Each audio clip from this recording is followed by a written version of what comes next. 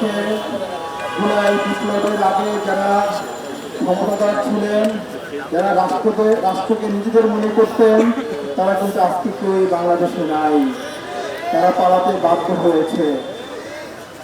ওসমান হাদির বিচার যদি না হয়, আপনারাও একদিনে বাংলাদেশ থেকে পালাতে বাধ্য হবেন। যে এজেন্সির হয়ে, যে রাষ্ট্রের হয়ে আপনারা ওসমান হাদিকে হত্যা করেছেন, মনে রাখবেন ওসমান হাদি কোনো এজেন্সি, কোনো রাষ্ট্র, কোনো তামিলের কাছে কখনোই মাথা নত করে নাই। সে যদি মাথা নত করত, অন্য বিক্রি হওয়া নেতাদের মতোই সে সুখে জীবনযাপন করতে পারত। সে বাংলাদেশের 18 কোটি মানুষকে পথ দেখিয়েছে কিভাবে রাজপথে আন্দোলন করতে হয়, কিভাবে স্বাধীনতা সার্বভৌমত্ব টিকিয়ে রাখতে হয়, এজেন্সি রক্ষকে উপেক্ষা করে জনসাধারণের নেতা হয়ে উঠতে হয়। ওসমান হাদি এটা আমাদের সামনে প্রমাণ করে গেছেন।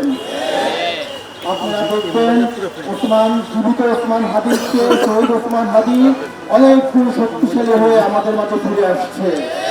ম্যাক্স, দেশের সবচেয়ে শক্তিশালী 52.5 এন গ্রেডের পিসিসি সিমেন্ট। বাংলাদেশের কোটি মানুষ ওসমান হাদির বিচারের অপেক্ষায় আছে।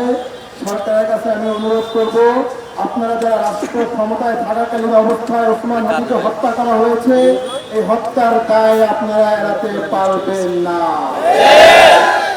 আপনাদেরও বিচার হবে। আজ হোক, 10 বছর পরে হোক, বিচারের কাঠগড়ায় আপনাদেরকে দাঁড়াতেই হবে। আপনারা যদি মনে করেন আর 2 মাস পরে রাষ্ট্র ক্ষমতা থেকে চলে যাবেন, বিদেশে চলে যাবেন, মনে রাখবেন এই দেশের জনতা আপনাদেরকে কাঠগড়ায় দাঁড় করাবি। তাই সরকারকে অনুরোধ করবেন, দ্রুত খুনিদেরকে আমাদের সামনে উপস্থাপন করুন। নির্বাচনের পরিবেশকে যাতে বিঘ্ন না হয়, খুনির বিচার করুন। আপনারা ওসমান হাদিকে হত্যা করিয়েছেন, আবার আপনারা এটাকে ইস্যু করে নির্বাচন বানচাল করার চেষ্টা করতেছেন। তা আমরা কখনোই হতে দিব না। ওসমান হাদি বলেছিলেন ফেব্রুয়ারিতে দেশে নির্বাচন হতে হবে এবং সেই নির্বাচন করার জন্য সে প্রস্তুতি নিয়ে মাঠে নেমেছিল, কিন্তু তাকেই হত্যা করে নির্বাচন বাধাগ্রস্ত করার চেষ্টা হচ্ছে।